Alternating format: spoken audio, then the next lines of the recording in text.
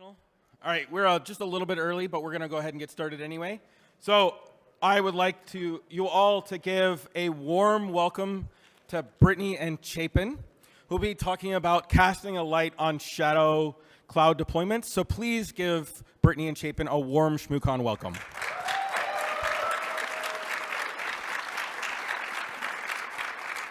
Thank you all.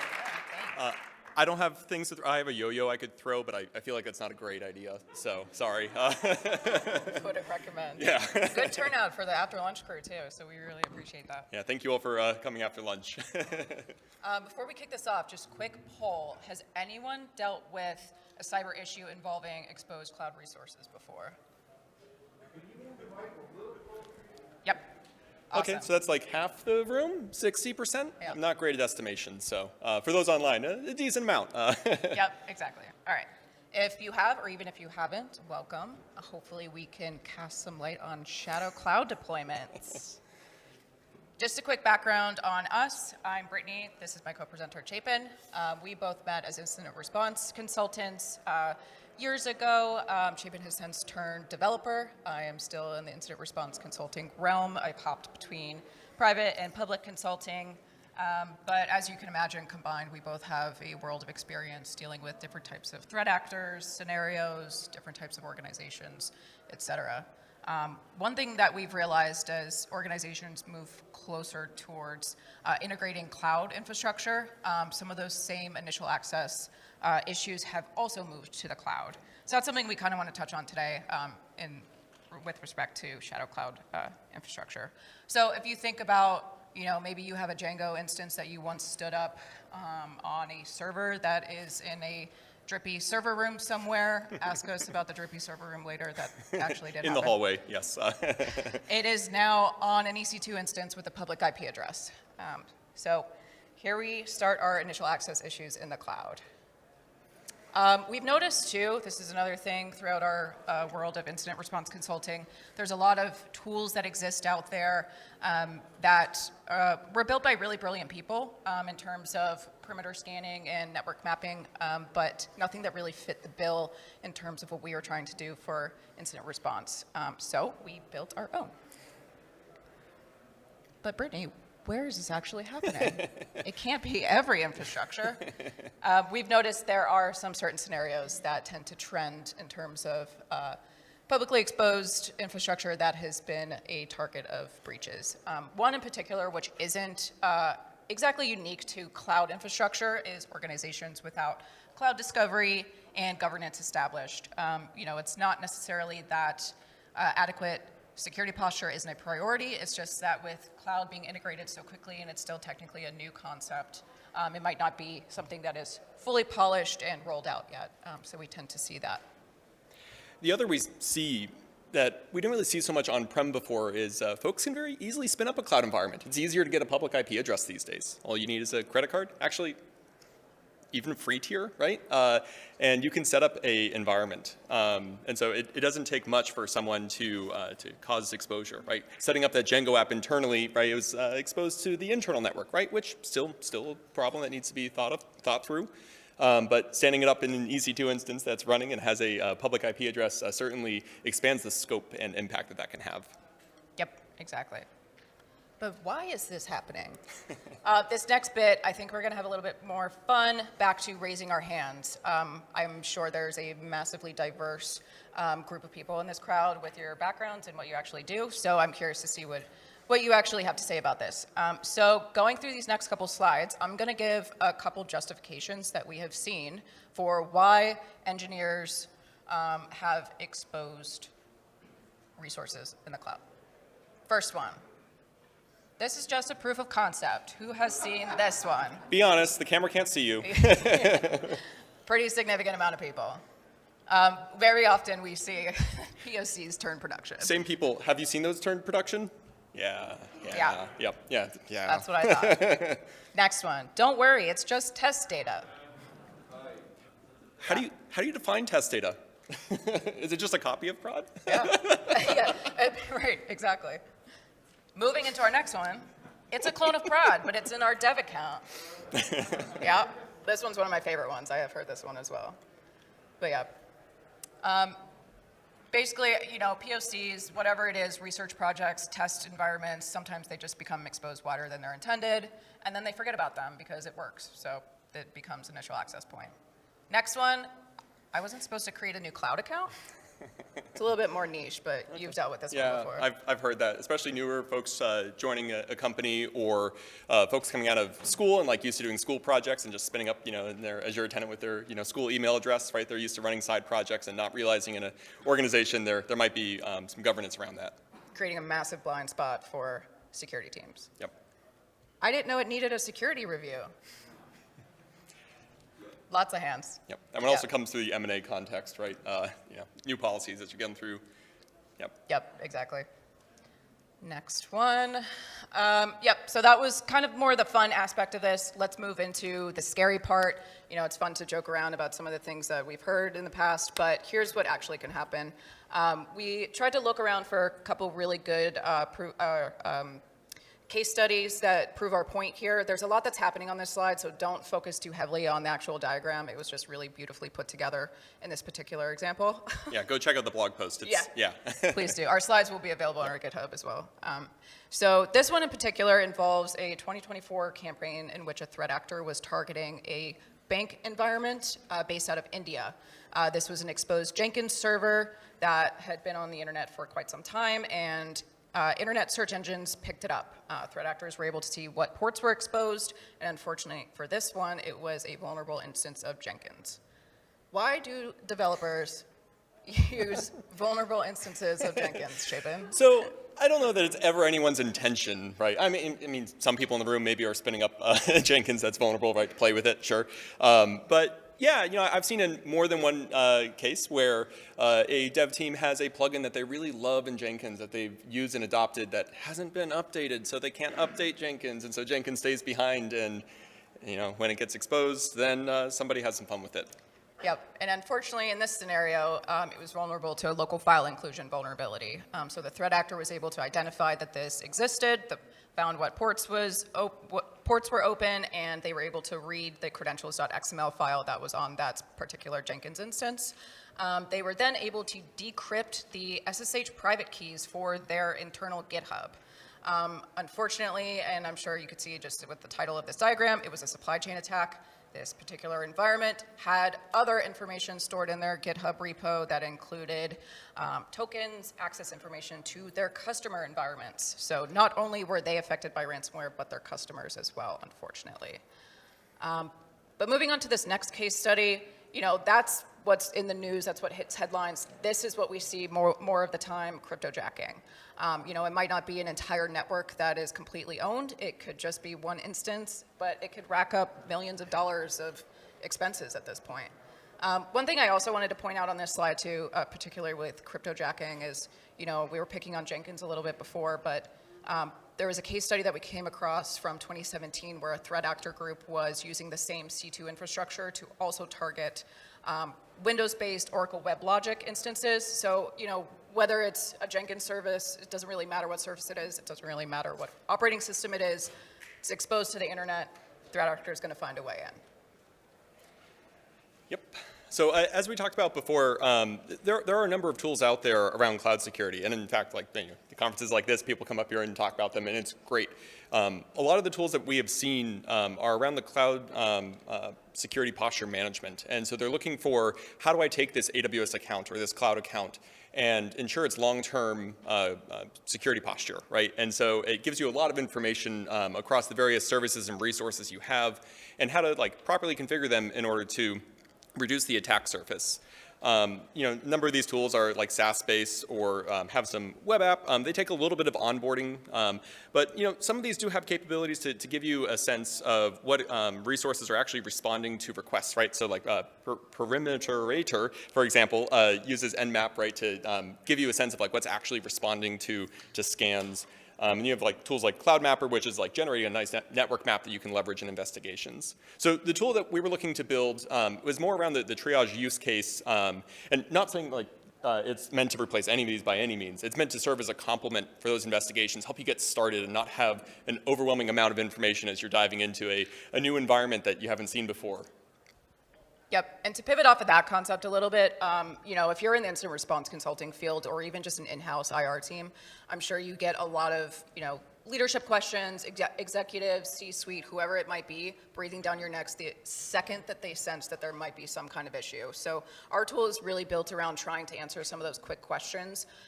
Like they have reporting requirements. Do they need to engage legal a little bit more? Do they need to get PR involved? Is it production data or is it just test data? How many customers are actually impacted? So our tool is really designed to answer those quick questions so that leadership can maybe make those right decisions. And then ultimately to, as an investigator, do a deeper dive from that investigation. So some of the things that we pick out are, the resources that are affected, who's the resource owner, exposure time frame, is it, a system that's been launched for 2 years or has it been just a couple hours? That can significantly quell some of those concerns around exposure time frame. Also impacted service and vulnerabilities, like we were talking about that in vulnerable Jenkins instance. And then, all of those questions can kind of center around, is this just an isolated incident or is it going to impact our entire environment as well? And so the other area where we saw a gap was that not every cloud environment belongs to a large organization that has a security team and has resources to dedicate to development, let alone security. There was this organization I was helping out not too long ago who about like 15 or so people, and they were running their whole business off of 2 DigitalOcean droplets. One was a web server, the other a database, and they had like 1 or 2 technical people. Like it wasn't really the focus of their business. Anyways, they were having some issues, and as they were going through troubleshooting, opened up the port to their MongoDB instance, and you can probably tell where this is going. Someone in a drive-by went ahead and dumped all their data and left a ransom note in its place, right? And so, this organization just, was too small, too new to the cloud environments to have the controls. They don't have a security team in place to help them navigate this. So we built a tool called Luminat, and it takes the approach of kind of this like inside to outside detection. And so it starts by looking at network interfaces with public IP addresses, so filtering down the scope to just things that could be exposed. And then once it has a sense of what those network interfaces are, it starts working outwards, right? Looking for security groups associated with those network interfaces, EC2 instances, load balancers, and there are a lot of other resources we haven't added quite yet. It's a relatively new tool that we want to get context on, right? So we have a good sense of where to get started. Once we know what resources are involved in at play here, we can then take those and we can go to some reliable sources like CloudTrail to get some more context about like who set it up when it happened, what types of changes, what actions actually led to this infrastructure existing. And then if AWS config is enabled, like that's another great source where you can see configuration changes over time. There's the outside piece. So this is looking inside the cloud is great. Like you get a lot of source of truth for configuration and such. But in a sense, it's like hypothetical. Like are all the routes set up correctly? Like do you actually have exposure? And so scanning with Nmap, for example, to tell you like, is this port open, right? Am I getting a response back? Using WhatWeb. Have folks used WhatWeb before? Is that something anyone familiar with? A couple folks? Yeah, this was new to me as well as we were building this tool. It's an application that can fingerprint various services on the internet. It has like 1,800 plugins for fingerprinting. So when I saw this existed, I was like, great, we don't have to write that. Like that sounds like a huge database to maintain. So anyway, so this does HTTP service detection, which is wonderful. And then Shodan to give us a sense of like what threat actors are seeing, right? A number of us probably use Shodan to get a sense of the lay of the land of infrastructure. So the tool also has some configuration options, so you can turn on and off different scan types depending on what you're looking to do. Has the ability to allow list, so you can specify a network interface that's known good, known safe, or you've already reviewed. You can also filter based on tags, so if you deploy things through CDK or Terraform or some infrastructure as code, and you know that everything deployed through there is labeled properly and reviewed, you can exclude those resources. And then it also reports to the terminal by default, but has the ability to give you basically everything it knows in JSON and a CSV timeline as well. So here goes the live demo. Fingers crossed. So yeah, start with the help command, just test the waters. And so here we have Luminat. It is running in a Docker container, so that way you don't have to install WhatWeb. WhatWeb is great. It is written in Ruby, and I found it difficult to install locally on my system, but works well in Docker. So Docker container is built for you if you want to use that. Also has Nmap installed, so you don't need to configure that on your system either. Has a few options here. Luminat doesn't require a config file. By default, it tries to run everything, and if the tool's not available, it just skips it. It does require AWS creds because it kind of needs that for the inside piece and figure out what IP addresses it should actually do stuff with on the outside. So here I'm going to give it a config that has my Shodan key already provided. And hit go. I already have my AWS account set up. Don't use default AWS profiles, please. But this is a demo. That's a classic excuse. Nobody do it, but I'm gonna do it. So you can see it's scanning US East 2. You can pick which regions you'd like it to scan. Here I found 5 ENIs with public IPs. And it's starting to gather some of the additional detail. That was pretty quick. That ran within a second to start gathering additional context about at least one of those network interfaces. And now it's going through AWS config. This takes a little while to run. There's a lot of information there, so I'm going to go back here. So there's the command again. This is my fallback. And here's what some of the output looks like. So this is the terminal output. The same thing gets represented in HTML if you enable that, because terminals get resized and everything gets weird. So the HTML is something that you can safely report back to. And so as you can see, the first entry is about the network interface itself. And actually just above that, the IP address and region. You then have the network interface, information about what VPC it's in, availability zone, security groups. And then under security groups, we've listed out rules that are permissive. So this is any rule that's associated with a routable IP address and with some ports, right, as well as the protocol. And then off to the side, you'll see the description, in this case, web. And then in this case, a load balancer was associated with this network interface. And whoever built this, which we'll find out on the next slide, started labeling things quite nicely, right? Like we've already got a pretty good hint here that Grafana is probably involved. But we can see this load balancer is internet facing, and it was created January 7th. And we have listeners on port 443 on HTTPS.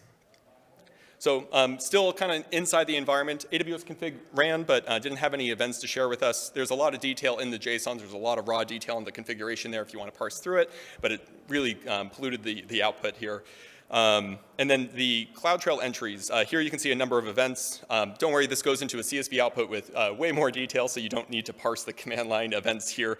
You can use the CSV for further analysis. But here you can get a sense of the resources as they were created or modified, and what specific resources, who, when, so you can start answering some of those early questions. So here we can see a lot of activity on the 7th. This lines up with what we saw on the prior slide. We see Bryce dev started adding some rules back and forth between some IP blocks and opened up quad 0, so the whole world has fun.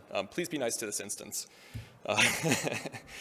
So in Nmap, here we can see that the port is open, right, and responding, and we get even more affirmation that AWS Elastic Load Balancing is the target. And we now have our Shodan results. So you'll notice TCP80 is showing up here. That wasn't on any of the prior slides. Shodan's going to tell you what it knows. Previously, on December 22nd, Shodan knew something about this regarding TCP80. This is totally unrelated, just whoever was running with this IP address before, IP addresses get recycled. So just, as you're using sources, right, not just this tool, but sources in general, just make sure that you're validating that the findings are consistent with your understanding of the investigation. Don't trust it blindly, because there's a lot of vulnerabilities here and it can be very quick to be like, oh, yes, boss, there is 5 vulnerabilities on port 80, right? So we do see on TCP 443, Grafana is being called out again, and this scan came from the 10th, so a little more consistent with our timeline. Then we also see in resources, someone bought a domain called luminat.org and connected it as well. So WhatWeb, we talked about this a little bit before. This is a very minimal output from WhatWeb. I recommend playing with the tool sometime. It's pretty sweet. Like, it's got a lot of capabilities, but we really pared it down here just to show you the core things you need to start your investigation. And so here you can see a couple different endpoints that it's scanned, including following redirects, which is quite nifty, especially for the login pages. And here it's fingerprinted Grafana as well as 11.4.0. So you can take that version number to go and take a look for vulnerabilities yourself. Cool. This is an example of the timeline. Sorry that it's kind of small. There's actually even more detail off to the side. So I just want to show you that it exists and can be formatted, and you can do more with it and bring it into your own timeline formats that you use. But there's a lot of detail in this timeline. I'm going to swipe over here and just show that the demo did finish in the background as we were talking and looks very similar, right? We see the same type of WhatWeb. Here's what the config file looks like. This is the config file I used minus my API key. And so you can see what's, yeah, I trust you guys, but not that much. So you can see like some of the options that you can provide. It's all in TOML. So you can toggle on and off tools. And then this is the AWS IAM policy that you need in order to run this tool. Granted, please take a look at the code. Make sure that you're comfortable running this in your environments before you do so. But these are the read-only permissions that you'll need in order to execute Luminaut. And yeah, so any questions? And our slides are up here if anybody needs. Thank you.